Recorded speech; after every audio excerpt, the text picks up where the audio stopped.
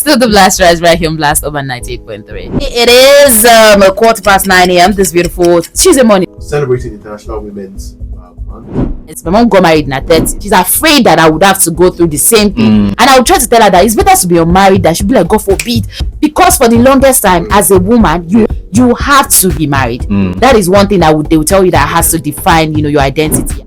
Okay, so the concept of marriage and childbearing, just as every other aspect, they all have to be expressions of who you are. So you are encouraged not to start any of these things unless you have been able to answer the question, who am I? That will then help you to be able to have a unique experience, because if you don't go about it in that order, one will not be happy. And happiness is the key to everything. And happiness is not excitement.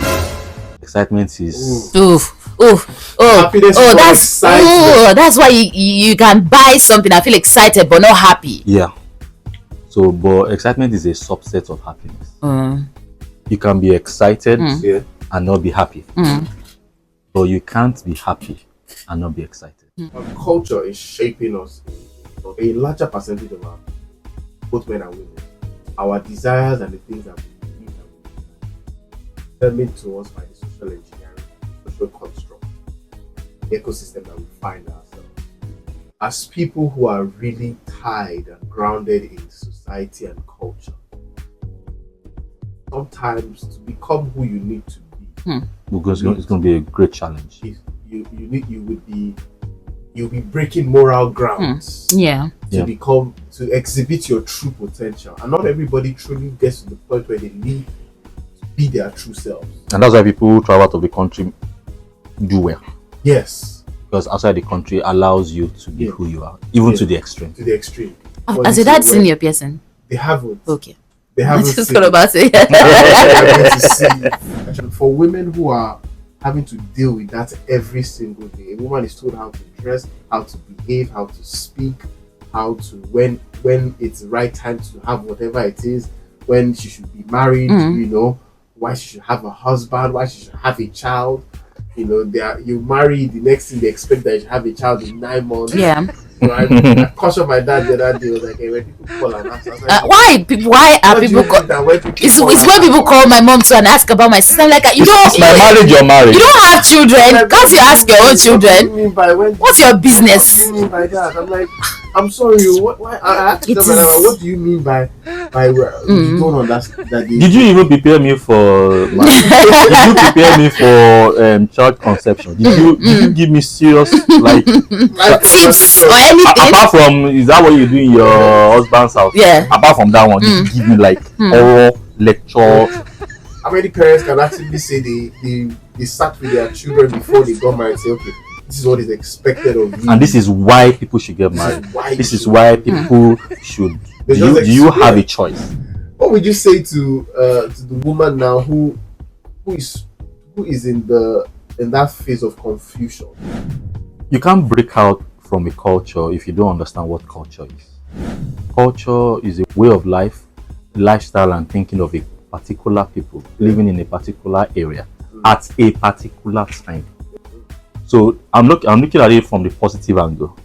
One of the major reasons why Nigeria is projected to be world best economy or something like that, our battery. You have to give birth by force. It's been integrated into the culture, like to be socially acceptable, to be socially respected, to be culturally respected. You need to have a child. That has worked for Nigeria, and that's going to work for Nigeria, because that's why we have huge young people in the population.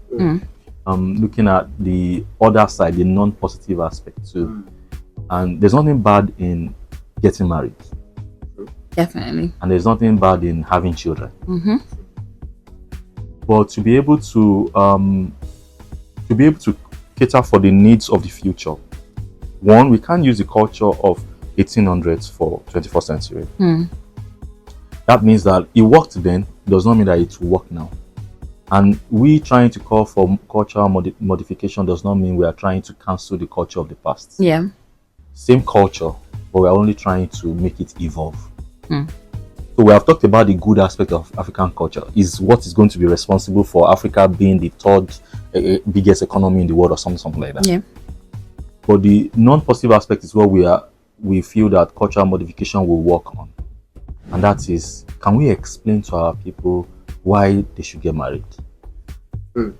That's what Africans are asking for. Why should I get married?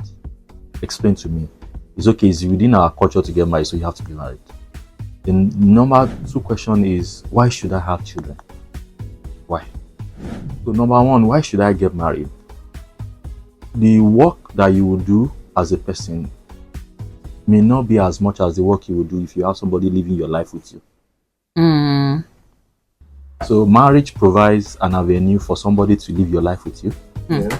And then you're able to live somebody else's life. So it also helps with you living a life of service, because you are then able to force yourself to serve somebody else. So marriage goes beyond the concept of I love you to also helping you to live a life of service. And then I would not lie, having somebody to live your life, your complex life, or if your life is not complex, your simple life is so beautiful, because it helps your work to become easy. It makes life easy for you. Then and if you talking about the concept of monogamy and polygamy, it's okay if you have 19 husbands and 19 wives. It's just that 19 people living your life is good, but you living 19 people's life. Oh. So that's the explanation you want to have for polygamy. That will work now. And don't say religion, it will not work. I'm not saying religion is wrong. I'm only saying what will work now is you explaining it that way.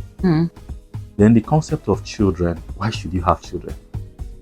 Because you want to give the world a version of you that will live beyond you. Question is, why should you live a version of you that will live beyond you? Because the world is not going to get better without you. And number two, you giving out to the world somebody, a version of you makes you happy. The version of you as a person. As a person. Removing all the other things, like this is what you should I'm talking do. about you as a person, not you as a doctor, not you as a pastor, not you as a lawyer, you as a person. If you get to set time aside to get to know yourself, you can't love someone you don't know. You can't love someone you don't know. Whiskey DFC, they left the chief. No, but they know him to a certain point. Not like know him personally, yeah. So what we can say at least they know some things through his music. The more you know about someone, the more you love the person. The person you don't like is because you don't know the person. Oh. True. The person you don't like is because you don't know the person. Oh. True. So the more I get to know myself, the more I get to love myself. The more I will want a child that is an expression of me. I want to give it to the world. I enjoy it. The child that is version of me will be too talkative. So I dread have I worked it. on myself? Am I working on myself? The talkative part of you is because you are an educator. Yeah. You are born to be an educator. The question now is, how are you packaging that? How are you working on that in such a way that does it even make you happy? When you say you are a talkative, yes, are you happy? Yes. It's not that you like the sound of your voice. So. No, I was a talkative before I loved the sound of my voice. It was later that I started liking the sound of my voice. And of course, you can't love something if you don't know. So, do you know why you are a talkative? My daddy is a talkative. That is a professor. Bless him. That's not the reason. I should be able to ask, why am I a talkative? Why am I weird? Why am I a thinker? Why do I have this color of skin? Sorry. Yeah. Why do I dress this way? Those are the things that will make you love yourself. And then that will then help you to be able to say, I want the world, I want to produce a version of me, and I want to live this version of me. Every question you ask will attract an answer. You don't need to look for the answer. The answer will come looking for you. As long as you start asking the question. You need to ask the questions. And so that will then help you to be able to say, okay, I'm then worthy I want to give the world a version of me that will live beyond me. So that's the concept behind giving birth to a child. And once you start doing that, ideas on how to give birth, regardless of your age, ideas of it will then make you naturally to think of a child being healthy. And then you will obviously think of you giving birth to a healthy child. So could it be that the version that some people want of themselves in a child, because they have not figured out who they want to, that can be hindering them from having a child? Or if they have not understood themselves, can get to a point where that them not having a child is a function of maybe no medical reason, but because they have not figured out who they need to be. Even the medical reasons, because mental health is the basis of physical health. So we encourage a lot of people that before you get married or before you want to have a child, you want to make sure you work on yourself. And you want to be able to ask yourself, what kind of children do I want to have? Like, what's the gender? Not just any gender, oh God, any gender in heaven. As long as it's a child. As long as it's a child. That's not how it goes. Because life is about what you want. Articulating what you want. And when they say, what do you want to eat? And you say, anything you have. Anything is not. Is it eba? Is it rice? Is it bread? And when you know what you want, you're not going to say anything. You're going to say exactly what you want. And the bigger your desire, the more specific you are going to be about what you want. When you say, give me anything, it means you don't have a desire yet, or that your desire is not strong. And before anything can become physical in this life, there has to be a strong burning desire. Marriage is an achievement. Having babies is an achievement. Just like you buying a car or building a house or whatever. And just because you don't have it at that point doesn't mean there's anything wrong with your life. But it is very hard to feel that way, especially once you start to move towards your 30s. There's that fear that, oh my God, yes, I'm a person. I know that I'm a person, but you start to feel, less of the person than you are, because you're like, oh, I need to really fill my life with somebody else, and maybe some other little children running around. How do you begin to feel whole? What are the questions that you should ask yourself to be able to know, these are the things that I want? And if I get these things, then if I do get married, if I don't get married, if I do have children, if I don't have children, I'll still know that, oh, I'm this person and this person is me. So the question now is, you are not married, and you are happy not being married. Could it be that it's because of the community you are in, and not necessarily about yourself? You saying you don't want to get married, is it because people around you don't want to get married, or is it because you don't want to get married? They have to be able to ask yourself. Because there are people who because of their strong personalities and unconsciously re-engineer your mind to believe what they believe.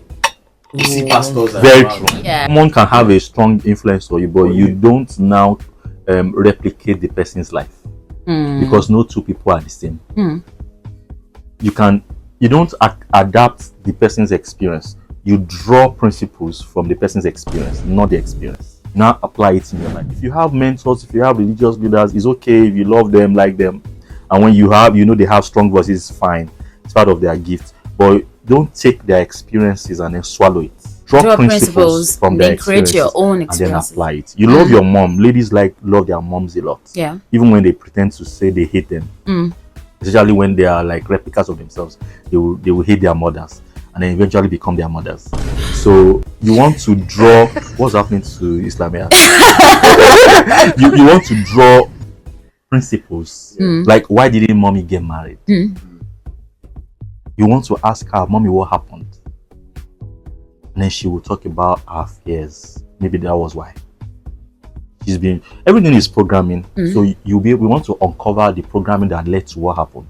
And then now be able to say, could it be that? Because obviously, could it be that was what mommy also used to parent me? Yeah. Because we are products of our programming. And so I need to know a lot about my father. I need to know a lot about my mother. Because while parenting, from the age 0 to whatever, they use that same programming they had in their own lives to program that child, consciously and unconsciously. So as a woman, you want to ask yourself a lot of questions about your mom, and then you want to ask a lot of questions about your dad, and then from there be able to figure out, do I want to live this life Do I want to be where they are now? Yeah. Do I want to replicate their lives? Or do I want a different life entirely? Then you want to draw out principles from their experiences and not swallow the experience. their experiences. To get to know who you are, you need to trace your steps all the way back to as much as you can Before you can even break out from any non-positive culture of the family. Yeah. Whatever happens to you in life can be traced to your family. Everything. Every single thing. The moment of silence. Every single thing. Yeah. You can't. So if you want to be successful in life, all you need to do is look at your family members. Yeah. And if you don't want to live the kind of life they want, check out their mindsets.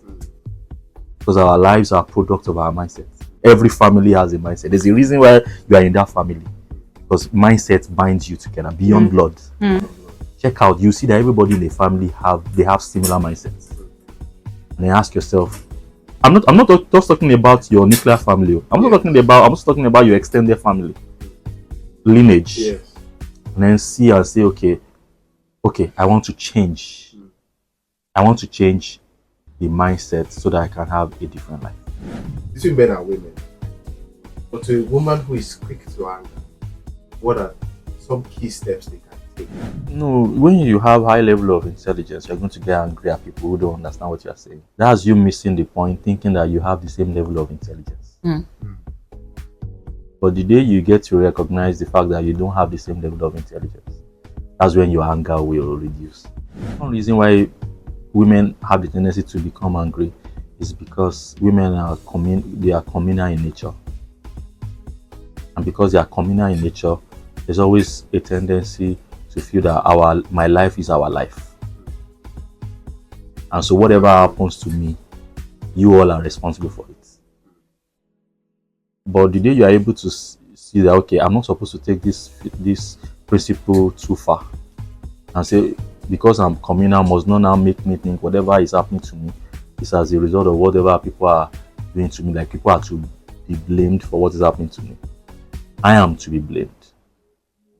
The moment it shifts from you are to be blamed to I am to be blamed, the anger reduces automatically, because you don't want to be angry with yourself that much. Because you get to say, okay, I'm actually the one responsible for what is happening. Then you discover that the anger will reduce. The more you take responsibility for your life, the more you gain mastery over your anger. Even that you don't get angry easily again. Because you are now able to see through things. Whatever happens in a day, you are able to say, I am the one responsible. Not the government, not my co-workers. I'm responsible for it through my thoughts, emotions, words, actions. Lovely, as always, Dr. Michael. Well, what would be your words of encouragement to the woman who is finding herself? Yeah, a woman who is able to find herself will help to influence men. One of the major things makes women valuable is the impact they have on men. Check history. On men or the world. Why does that have impact? Can I have impact on yourself? Yeah, the impact they have on men, then men now go ahead to also have impact on either their children or people around. But you guys, women have a kind of influence on men. And a lot of women explore that sexually. But it's not only in a sexual context. It's not only within that context alone. So women have a lot of influence on men, and so when you have women who are mature in an environment, you will discover that the environment tends to do well, the organization tends to do well. Look at political parties that are misbehaving. Check how many women are influential. You need to go and check their wives. You discover that their wives are suffering is that, like, there's malalignment. The woman cannot talk much because money is flowing into the house, so she has to be quiet. The man rules by the money. At least I'll be one bringing in the money, so keep your mouth shut. You need to spend time with women a lot. Your life will not remain the same. True. Absolutely true. You just see things differently. Yeah. The best thing that ever happened to me was working in a women's Right. and changed my perspective to how I relate to people.